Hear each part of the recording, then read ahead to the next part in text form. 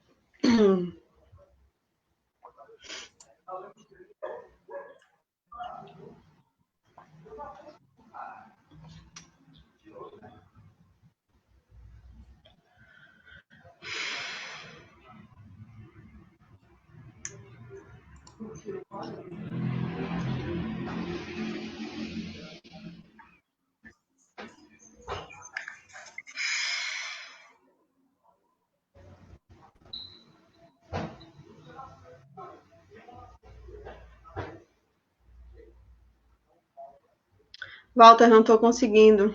Eu já consegui. Então, compartilha aí. Compartilhando.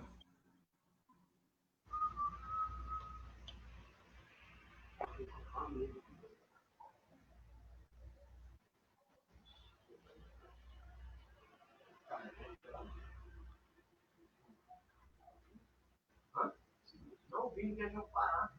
Vou fazer a obra nova que estão fazendo lá no Pará. Chegou? Chegou. Então, pode começar se quiser. Vamos começar, então. Boa noite, gente. Vamos começar aqui mais um programa antivírus, nosso programa número 25. Como todo mundo sabe, o objetivo do programa é debater a conjuntura. E no programa de hoje, a gente vai falar sobre alguns temas mais gerais, fazer uma análise de conjuntura mais geral aí sobre esse ano e comentar um pouco sobre o orçamento que o governo Bolsonaro apresentou para ser executado pelo governo federal em 2021. Então, sem mais delongas, passo a palavra para Walter já dar início aí à nossa discussão. Walter. Maravilha. Bom, boa noite a todos, boa noite a todas. Eu queria, antes de mais nada, fazer uma espécie de uma pequena introdução metodológica, né? Já que a gente está aqui num programa de análise de conjuntura. Tem diferentes maneiras de analisar a conjuntura, até porque há diferentes maneiras de compreender o que seja conjuntura. A nossa opção, nessas várias edições do Antivírus, tem sido falar dos conflitos que existem, né? Conflitos entre setores do aparato de Estado, conflito entre partidos, conflito entre correntes políticas, culturais, e sempre contrastando o que está acontecendo na realidade com as expectativas que nós ou que outros setores do partido têm, né, ou tinham, né? E desse contraste, a gente vai apresentando algumas conclusões, ou que é preciso alterar as expectativas, ou que é preciso alterar a prática, ou que é preciso alterar os métodos de análise da realidade, e assim por diante. Bom, uma das expectativas é que, bom, estamos diante de uma tempestade perfeita, né? Dificuldades internacionais, dificuldades econômicas, dificuldades sociais, crise de saúde, crise para o clã Bolsonaro, que está sendo perseguido pela polícia, etc. Tudo isso, a expectativa é que provocaria um enfraquecimento do Bolsonaro. Mas até o momento isso não se verificou, ao menos se a gente levar em conta as pesquisas que têm sido divulgadas recentemente. Claro que o termômetro, as pesquisas, pode estar funcionando mal. Por exemplo, a pesquisa recentemente feita pelo Datafolha foi feita por telefone. E isso gera muita distorção. Entretanto, mesmo que a gente admita que essas pesquisas, que esse termômetro possa estar funcionando mal, o contato cotidiano nosso com a população indica que o mau humor das pessoas com o governo Bolsonaro está menor hoje do que estava há, digamos, 2 meses atrás, 3 meses atrás. Em junho, julho, o mau humor das pessoas com o governo Bolsonaro estava muito alto, né? E agora houve uma redução nesse mau humor. Ou seja, independente de qual seja a extensão disso, qual seja a solidez disso, independente de qual seja a durabilidade disso, tem vários indícios de que a resiliência do Bolsonaro é um fato, não é uma invenção, né?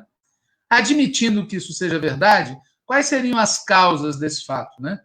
Em geral, dentro da esquerda, é muito comum que a gente comece essa discussão sobre a resiliência do Bolsonaro apontando para as causas mais profundas, as causas estruturais de médio prazo, e também falando das causas mais imediatas, mais conjunturais, mais superficiais, mais de curto prazo. Claro que o foco nosso aqui no programa é a conjuntura, mas é importante levar em conta o médio prazo, a estrutura, né? O panorama geral. E o fato é que a gente está diante de uma reestruturação do capitalismo brasileiro. Reestruturação não no sentido de que esteja mudando de estrutura, mas no sentido de que está aprofundando as estruturas, aprofundando a dependência externa, aprofundando a desigualdade social, aprofundando o conservadorismo político. E o Bolsonaro é um instrumento, neste momento, desse processo, como o Collor foi ali atrás, né? No final dos anos 80, início dos anos 90. E também por isso, Bolsonaro conta com apoios significativos para fazer essa operação. Apoios no empresariado, apoio de instituições de Estado muito importantes e apoios em camadas significativas da população brasileira. E não é só no empresariado, nos setores médios. Ele também tem apoios expressivos, já demonstrou isso, em alguns setores populares. Até porque ele vocaliza um discurso que toca fundo nos medos, nos preconceitos, nas crenças de importantes camadas do povo brasileiro. E é também por isso, na nossa opinião, que ele, neste momento, vem aprofundando o que a gente chama aí de batalha dos costumes, né? É o tema dos direitos humanos, os direitos das mulheres, os direitos das crianças, o tema do racismo, da LGBTfobia, o debate sobre o Estado laico, voltou nas últimas semanas, né? Aquele episódio da criança tem a ver com isso, né?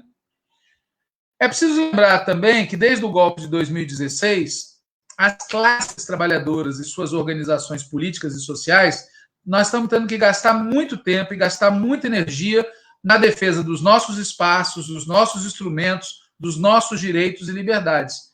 Claro que desde 2016 até agora, essa luta tem variado de intensidade, mas em nenhum momento deixou de ser uma luta defensiva.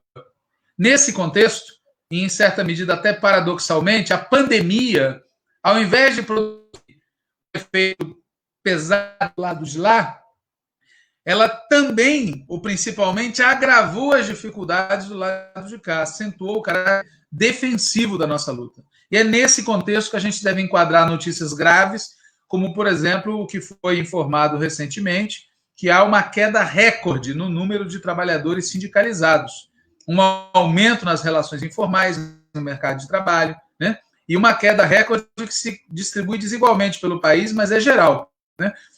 Nesse sentido, o que a conjuntura atual está demonstrando é que nós continuamos na defensiva. Não é apenas que o Bolsonaro é resiliente, né? Mais exato seria dizer que ele continua na ofensiva. Mas como não há mal que sempre dure, em algum momento essa situação vai se alterar. E nesse sentido, cabe voltar novamente os olhos para o que está acontecendo na conjuntura, verificar quais são os pontos, as fontes de resiliência do Bolsonaro, tentar localizar onde estão os pontos débeis dele, pontos débeis que amanhã ou depois pode ser por onde a gente consiga romper, né, a resistência, romper o dique. E também ver onde estão os pontos fortes, que podem tornar as coisas ainda mais difíceis para nós antes que elas possam melhorar de conjunto, né? E o primeiro ponto débil do lado de lá é que tem um conflito nas elites. A gente volta e meia no programa vem comentando esse conflito, né? Tem muitas áreas de conflito, muitos pontos de conflito, muitas maneiras diferentes de interpretar esse conflito. O debate sobre frente ampla ou frente de esquerda tem a ver com isso, né? Os que consideram que os conflitos são mais profundos apostam numa aliança com o lado de lá. Os que acham que são mais superficiais não acreditam nisso. Agora, do ponto de vista conjuntural, tem um conflito importante que tem a ver com o Bolsonaro querendo recursos para se reeleger e o Guedes querendo querendo reeleger Bolsonaro, cortando, né? Nesse momento, se materializa no debate sobre o teto de gastos, sobre a reforma administrativa, no debate sobre o Pró-Brasil, sobre a Casa Verde e Amarela, sobre a chamada Renda Brasil e sobre o orçamento 2021, que a Natália vai comentar a seguir. Existem duas possibilidades de desfecho nessa batalha, ou a derrota do Guedes, ou concessões mútuas entre eles.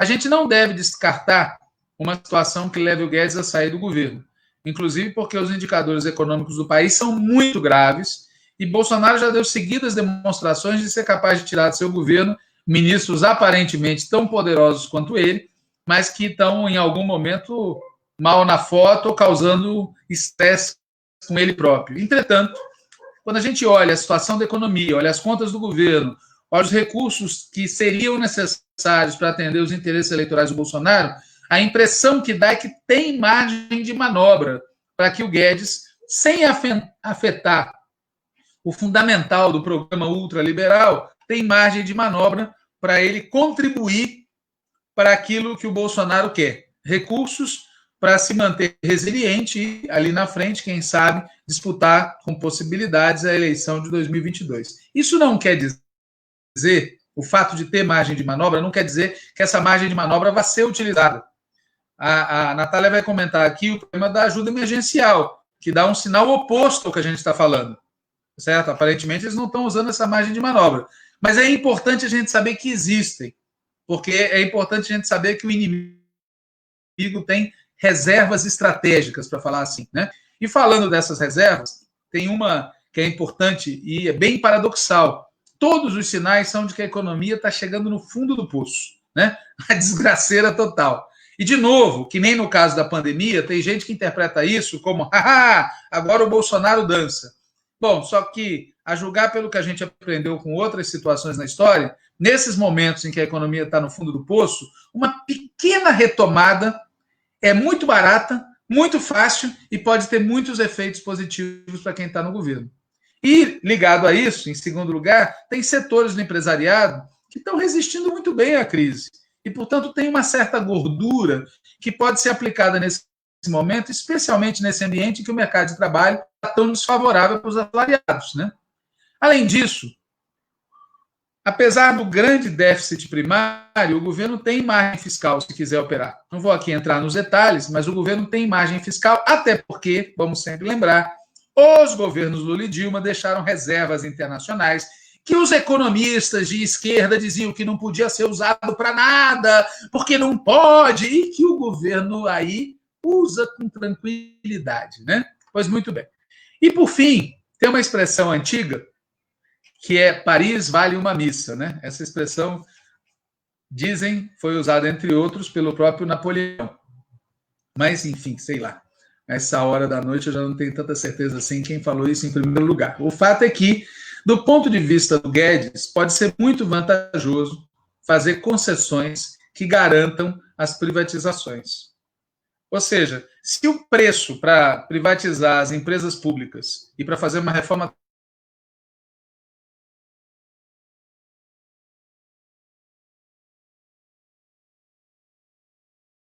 tributária regressiva for fazer algum, lembrar que os conflitos entre as elites não se reduzem a isso, né? A Natália vai falar mais desse aspecto do orçamento. É um aspecto muito importante, é o conflito econômico entre eles, mas o fundamental não é, quer dizer, não é só isso que é conflito importante entre eles. Tem dois outros conflitos que eu queria chamar a atenção para encerrar, que é a Operação Lava Jato e a eleição municipal de 2020. A Operação Lava Jato foi um dos instrumentos do tríplice golpe ocorrido entre 2016 e 2018.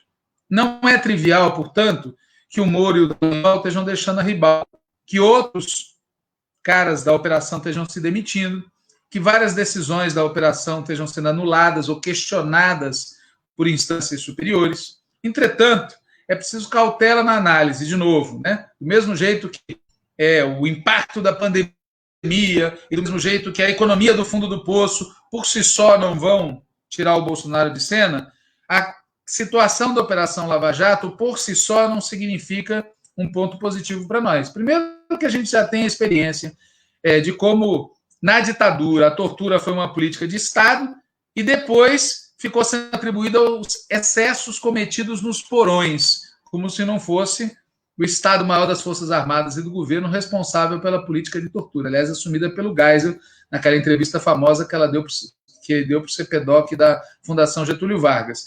De toda maneira, eles estão meio que atribuindo os excessos ao Dallagnol, ao Moro, a não sei mais quem, mas os efeitos vão ser revertidos, né? O sistema vai pagar o preço. Segundo, nós já também vimos no pós-ditadura como se pode, ao mesmo tempo, é uma mágica, né? Considerar crime o que foi feito e não punir ninguém por esse crime. Então, tortura era crime, mas ninguém foi punido. O Dallagnol cometeu crime com PowerPoint, mas também não foi punido, né? Terceiro, a gente já viu como determinadas políticas terríveis são aparentemente execradas, mas os seus efeitos prosseguem no longo prazo. De novo, a tortura foi um método utilizado durante a ditadura e continua sendo utilizado depois como método de, entre aspas, investigação policial, né, contra os pobres, contra os presos comuns, etc, etc. Ou seja, a gente não deve confundir a crise da Operação Lava Jato com o fim da judicialização da política, e a gente não deve confundir a crise da Operação Lava Jato com o fim da partidarização da justiça. Tem aí o caso Witzel para confirmar. Tem vários sinais que o Ministério Público, a Polícia Federal e outros ramos do aparato judiciário vão continuar sendo utilizados como polícia política, né, a serviço da classe dominante ou desse ou daquela fração da classe dominante. Sem falar do papel da mídia, né, e sem falar da manipulação criminosa para fins político-eleitorais do cadastro da ajuda emergencial.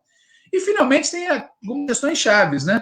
Por um lado, os processos e as condenações de Moro contra Lula vão ser anulados. Dizem que o Celso de Mello volta agora dia 11. Vai ser colocado em pauta? Vai ser anulado?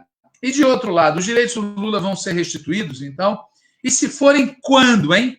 Quando? Depois da próxima eleição presidencial? E, por outro lado, Bolsonaro e seu clã vão continuar sendo protegidos pelas instituições? Até quando, né? Então, sobre a Operação Lava Jato é isso. Sobre a eleição municipal de 2020, o quadro, na nossa opinião, segue exigindo muita atenção. Primeiro, porque a pandemia faz com que essa eleição ocorra em condições excepcionais. Portanto, os parâmetros a partir dos quais a gente faz previsões, parâmetros que foram extraídos de eleições anteriores, podem não estar funcionando tão bem agora. Segundo, tem mudanças nas regras. É o primeiro teste do fundo público para campanhas municipais, fim de coligações proporcionais, tempo menor de campanha, alteração na data da eleição. Em terceiro lugar, essa eleição vai ser, em alguma medida, um julgamento popular sobre o governo Bolsonaro. Mas o veredito popular vai ter várias mediações. Entre outros motivos, como a gente já falou no antivírus passado, porque não tem um partido ou uma coligação que seja, em todo o território nacional, o porta-voz do bolsonarismo. Portanto, vai ter muito espaço para uma guerra de interpretações sobre o resultado da eleição. E, embora não exista um partido ou uma coligação claramente identificada com o bolsonarismo, o contrário existe. Ou seja, o resultado que o PT obtiver nas eleições de 2020, o resultado que o PT vai obter nas eleições de 2020, vai ser facilmente quantificável. E esse resultado, a depender de qual for, vai ser minimizado ou vai ser maximizado como parte da batalha de versões acerca do resultado das eleições municipais. E é por isso que o tema da nacionalização, tá certo, das campanhas é tão importante, né? Na nossa opinião, a resposta para essa situação é nacionalizar o debate, né? E uma coisa é certa, com isso eu vou encerrar. Independente do que seja como se resolve o conflito sobre a política econômica, independente de como se desenvolva o debate sobre a Lava Jato, independente de qual seja o resultado das eleições de 2020, uma coisa é certa: a vida da maioria do povo segue terrível e, sob o governo Bolsonaro, não vai melhorar. Em parte devido ao desemprego, em parte devido à queda na renda, em parte devido à desassistência por parte do Estado, em parte devido aos efeitos da pandemia, tá certo? E tudo isso tem que ser levado em conta. Por isso, inclusive, tem que nacionalizar o debate, né? E é claro que a gente fica num certo, como eu ouvi do senador Humberto Costa, corretamente, ele falando que é um certo dilema, né? Porque a gente sabe que pode acontecer de novo o que já aconteceu na questão da ajuda emergencial. A gente pressionar para flexibilizar o teto de gastos e o resultado ainda ser o Bolsonaro flexibilizar menos do que a gente pede, usar mal os recursos e ainda se beneficiar politicamente disso.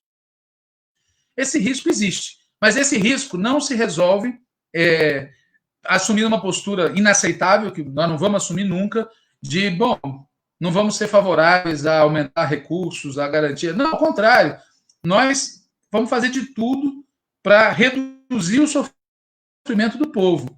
E a saída é radicalizar a oposição, tá certo? Radicalizar a defesa do fora Bolsonaro, radicalizar a demarcação programática em todos os terrenos, de maneira que a gente luta pela extensão do pagamento de R$600, vamos lutar por melhorar ao máximo o orçamento de 2021, vamos lutar contra o desemprego, vamos lutar para que não haja retorno às salas de aula enquanto não houver condição sanitária adequada, vamos lutar para que tenha socorro financeiro para municípios, estados, pequenos e médios empresários, para que o SUS funcione, para que o SUAS funcione, para que se garanta o atendimento para as milhares e milhares de mulheres que necessitam interromper a gravidez, tá certo? Que precisa, a população que precisa por conta do tema da pandemia, e assim vai, né? A gente tem que deixar claro no debate político que os problemas que o povo vive não são produto de uma tempestade inesperada que caiu no país, é um projeto que esse governo Bolsonaro está implementando, projeto esse que foi devidamente sinalizado naquele discurso histórico que a presidenta Dilma Rousseff fez no 31 de agosto de 2016, há pouco mais de 4 anos, tá certo? Quando o golpe se consumou de vez. Lembrando que tudo isso que a gente está falando aqui sobre a conjuntura nacional ainda tem que ser enquadrado, não vamos fazer isso aqui, evidentemente, tem que ser enquadrado no cenário mundial, né? A situação mundial está se tornando cada vez mais conturbada. Quem acompanhou o noticiário internacional viu coisas que não se viu há muito tempo, de jatos americanos interceptados por jatos russos. É um negócio assim, nós estamos num cenário internacional, no mundo, na América Latina, uma situação econômica, uma situação política, uma situação militar, que certamente vai ter desdobramentos e efeitos aqui dentro também. Mas isso é o que eu queria falar para abrir aqui a discussão, e passo então a palavra para a Natália falar do orçamento 2021.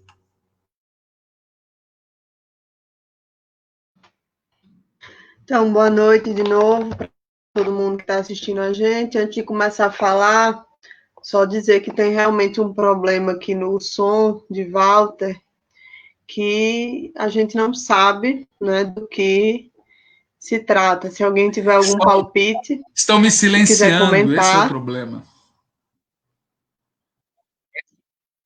Não, tem uma interferência, né? Então, eu creio que só acontece aqui no antivírus. Nas outras lives que ele faz, pelo menos as que eu já vi, não acontece. Então, enfim, não sei qual é o problema, mas vamos tentar solucionar ele para a próxima semana ficar melhor. De toda forma, deu para entender, né, tudo que foi falado. E é nesse ambiente que Walter colocou aqui para a gente, nesses primeiros 20 minutos de programa, que foi apresentado o orçamento da União para 2021. Ou seja, a previsão de quanto e de como o governo vai utilizar os recursos do orçamento público nas diversas áreas do Estado brasileiro, do ponto de vista da federal. Então, a primeira coisa que eu queria comentar sobre isso é sobre o reajuste do salário mínimo, né, que pelo segundo ano não vai implicar em um ganho real para quem recebe o salário mínimo ou recebe o seu salário com base no salário mínimo, né? O valor vai R$ 1.067, que é um reajuste apenas pela inflação, né? Um aumento de R$ 22. É um valor menor até do que o que tinha sido estimado pelo próprio governo antes, que era o valor de R$ 1.079, com um aumento de R$ 34. Então, essa é a primeira coisa a comentar sobre esse tema. A segunda coisa que eu queria comentar é que o governo está prevendo um crescimento do PIB de 3,2% para o ano que vem, para o ano de 2021. Né? Lembrando duas coisas sobre isso, que o ano passado a gente teve um crescimento de 1,1% do PIB, que ficou conhecido como o PIBinho, e também que ainda tem muita controvérsia, mesmo entre os economistas mais conservadores, se esse crescimento de 3,2% que o governo está prevendo vai realmente ocorrer. Então, dito isso, eu vou colocar aqui algumas informações acerca do orçamento por área, né? Uma das principais coisas que chama atenção na análise da peça do orçamento é a diminuição dos valores discricionários para a saúde e educação. É isso mesmo. A gente sabe que o ano que é muito provável que ainda estejamos em pandemia, que não tenha ainda uma vacinação massiva, pelo menos não no início do ano, no primeiro semestre, enfim. E com ou sem segunda onda, isso vai ser provavelmente uma realidade, né? Além disso, deve ter uma espécie de rebordosa em relação aos serviços de saúde que tiveram que ter o seu uso reprimido nesse ano de 2020. E mesmo assim, o governo Bolsonaro está reduzindo os recursos discricionários na saúde, né? Uma redução de mais de 12%, algo em torno de 2.258 bilhões de reais a menos no orçamento da saúde, comparando ao que estava previsto para esse ano. Só que essa diferença fica ainda maior se a gente comparar com o que hoje, por causa do estado de calamidade e da flexibilização do teto de gastos, está de fato sendo usado, né? Está sendo possível de ser usado na saúde, né? Hoje, em 2020.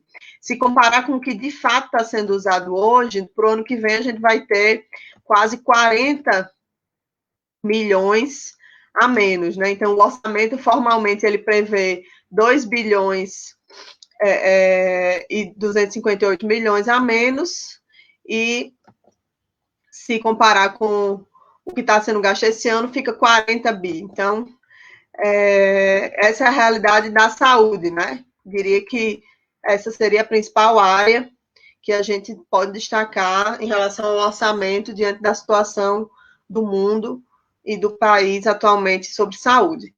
Na educação, vai ter uma redução também, né, de mais de 8%, ou seja, 1.882 bilhões de reais a menos do que em 2020 nos gastos discricionários.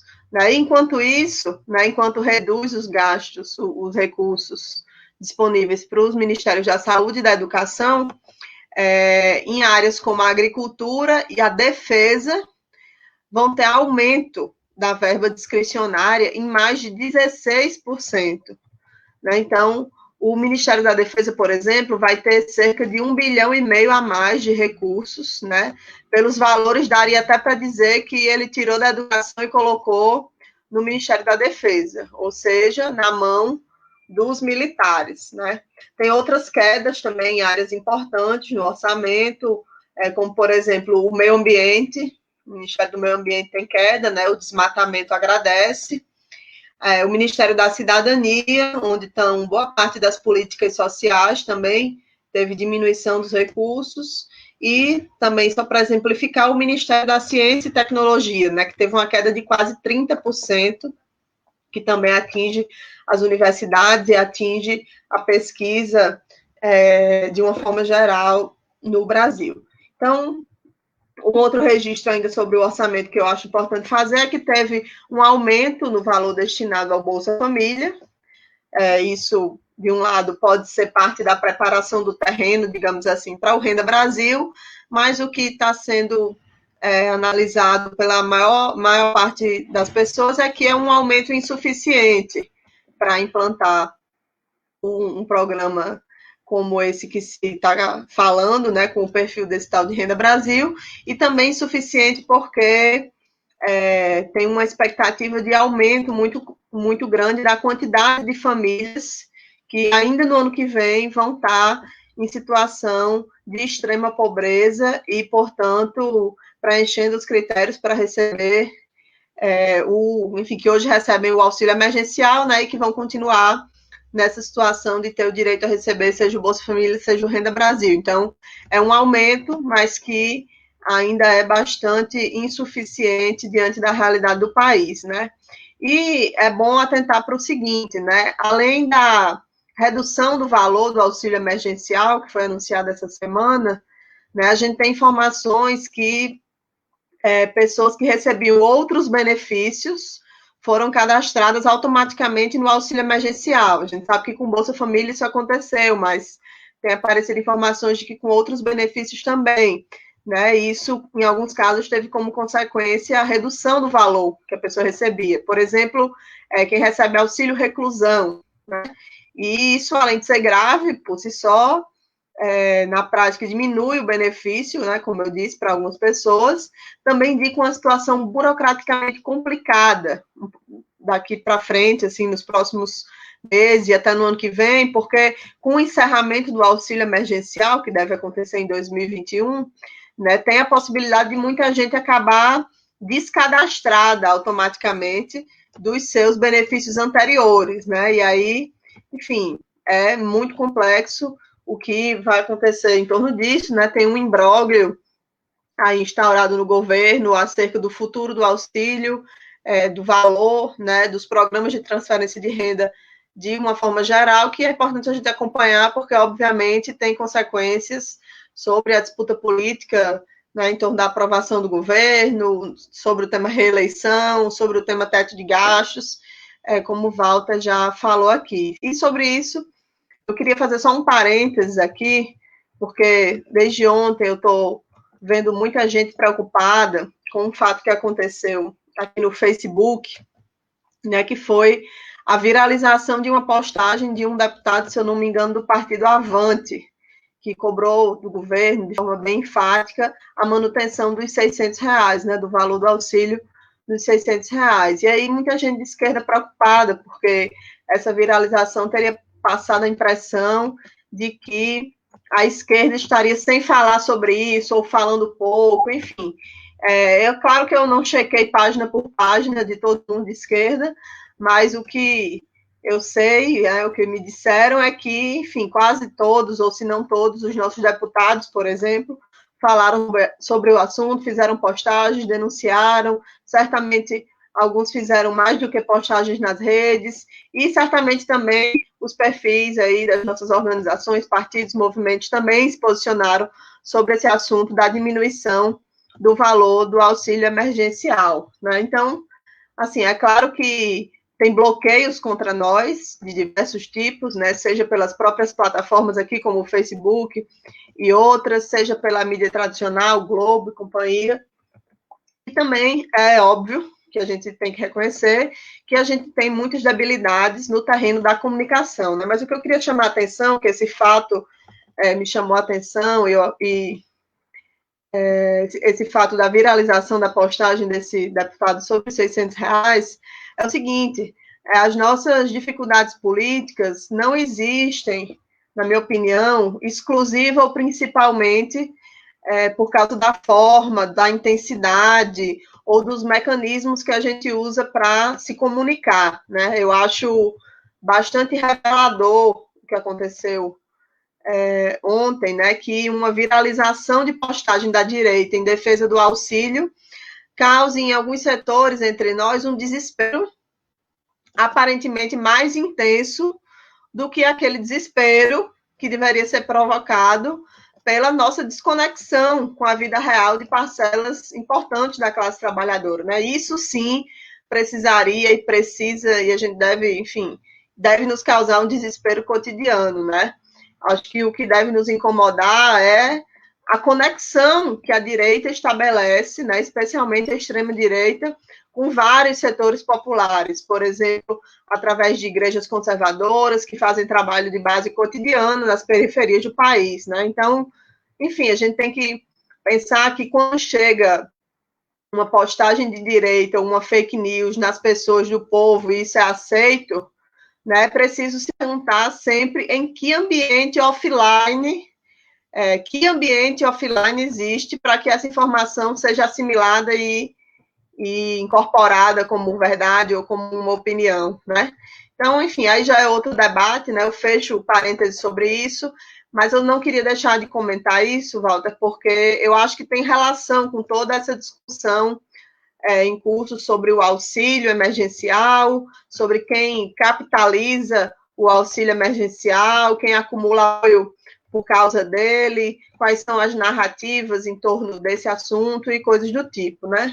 Então, para encerrar, um último comentário importante que acho que tem que ser feito sobre o orçamento de 2021, você já falou um pouco também sobre isso, é sobre o teto de gastos, né? Existe, como a gente está acompanhando aí, uma batalha no governo e também na direita como um todo, sobre a manutenção ou não do teto de gastos. Há quem diga que ele já não será mantido, não será mesmo mantido, né? O que falta decidir é como ele será quebrado. Mas o orçamento, a peça de orçamento que foi apresentada pelo governo ao Congresso agora nessa semana, ao menos formalmente, passa a mensagem de que o teto de gastos está mantido, né?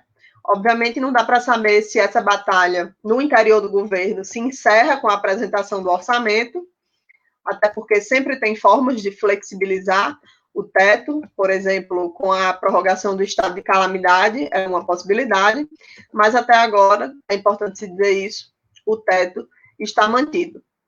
Isso é importante a gente falar porque o governo muda de discurso, né, visivelmente teve uma mudança de discurso aí nos últimos meses, promete Renda Brasil, promete o programa habitacional, lá o Casa Verde e Amarela, promete investimentos em obras, mas isso não aparece no orçamento, né, preciso ficar nítido, que todo mundo sabe que isso não está no orçamento que o governo apresentou, e, além disso, para completar, estão pairando, aí, e agora já não estão pairando assim, né, ganhando mais concretude, temas como o da reforma administrativa, que é uma ameaça de desmonte do Estado, que faz Paulo Guedes salivar, mas ficou na gaveta aí com o início da pandemia, né? E uma espécie de primeira etapa, como eles estão chamando, da reforma administrativa, foi apresentada hoje pelo governo, né? Uma proposta que acaba com progressões no serviço público, cria dificuldades para a estabilidade dos servidores, abre margem para demissões por motivação política, é importante que se diga isso. Enfim, inicia um verdadeiro desmonte ao prever redução de carreiras, de cargos, de órgãos, inclusive por decreto, né? E o governo está prometendo ainda mais coisas, ainda mais 2 etapas, né? Dividir a reforma administrativa em 3 etapas. Enfim, eu acho importante explicitar algumas dessas coisas que a gente falou aqui hoje, porque tem muita gente achando que os fatos e os discursos recentes, principalmente por parte do governo, indicam algum tipo de mudança mais profunda na concepção do governo, né? Há quem diga que Guedes estaria por um fio, por exemplo, ou que Bolsonaro estaria migrando do ultraliberalismo para um desenvolvimentismo populista, digamos assim. Bom, isso até pode vir a acontecer, mas, pelo menos por enquanto, os fatos são esses que a gente falou aqui, né? O orçamento, a manutenção do teto de gastos, a proposta de reforma administrativa indicam exatamente o contrário, né? E eu repito, claro que sempre algo de diferente pode acontecer, mas até agora o que está posto, né, é que mesmo a eventual ampliação de um programa de transferência de renda pelo governo, se for feita, vai ser feita à custa de retirada de direitos, né? Então, obviamente, não se faz sem desgaste, né? E, além disso, em se mantendo a redução do auxílio emergencial para o valor de R$300, como está dado hoje, né? Porque, enfim, a medida provisória, quando ela é apresentada, ela já tem validade imediata, então, se não for alterado, a próxima parcela já vai ser de R$300, e também, se forem mantidas as atuais previsões para a economia como um todo, a tendência é de aumento da pobreza, aumento da desigualdade, não aumento real do salário mínimo, como eu falei no início, né? Ausência total de uma política de emprego, né? Uma alta precarização, uma diminuição de postos formais, e é por tudo isso que a gente considera bastante relevante acompanhar esse debate sobre o orçamento, né? A gente trouxe aqui alguns elementos iniciais sobre o orçamento para análise de alguns pontos e, enfim, tentar conectar isso com os outros fatos relevantes aí nessa conjuntura para entender as movimentações que estão mesmo em curso no governo Bolsonaro hoje. Então, era isso que eu queria falar. Walter, sobre essa questão do orçamento de 2021. Se você quiser completar alguma coisa, a gente abre. Não tem nenhuma pergunta. Na verdade, eu queria fazer uma ênfase que está presente na tua fala e estava presente na minha também. Esse governo não vai cair sozinho, como muitas vezes ficou parecendo no discurso de algumas lideranças de esquerda, como se o governo fosse se desgastar, fosse sangrar sozinho, tropeçar nos seus próprios erros. Era muito comum, eu peço que vocês lembrem as coisas que se escreveu e que se falou nos últimos 12, 13, 14, 15 meses, né? Bolsonaro está cometendo vários erros, Bolsonaro está se isolando, Bolsonaro não sei o quê. E a vida está mostrando que não é bem assim, né? A vida está mostrando que precisa de política. Sem luta política por parte da oposição, não vai. E, nesse sentido, o debate sobre o orçamento é muito importante, porque o debate sobre o orçamento vai permitir que fique claro para a população as diferenças que existem. Era só isso que eu queria falar. Certo. Então, acho que é isso. A gente encerra aqui o programa de hoje. Né? A nossa ideia a partir de agora é tentar fazer programas um pouco mais curtos, né? Fazer programas de, enfim, 30, 40 minutos, foi o que a gente fez hoje, um programa de 40 minutos, já que está todo mundo aí tão cheio de atividades virtuais, isso alivia um pouco para quem quer acompanhar o conteúdo do programa inteiro. Então, Walter, quer falar alguma coisa? Lembrar do grito grito dos excluídos e das excluídas, inclusive dos de som, que vai ser agora no dia 7. Certo, lembrando do grito dos excluídos e explicando também, gente, eu tinha falado no último programa, acho que nos 2 últimos, que a gente ia ter o Contramola hoje, que é o nosso programa de debates estratégicos, mas a gente se confundiu e não vamos fazer porque está tendo um curso da ELAP sobre Trotsky e Stalin. E como se trata de um debate estratégico, né, a gente já fez isso em outro momento, quando teve cursos da ELAP nesse mesmo horário, das 21 às 23, a gente não vai competir. Então, a ideia é que todo mundo fique com o horário liberado para quem tiver interesse assistir a aula sobre Trotsky e Stalin, que hoje eu não sei qual é o tema, Walter, mas se você quiser fazer a propaganda aí do tema de hoje. Acho que travou. Bom, então é isso. Vamos encerrar e até a próxima semana.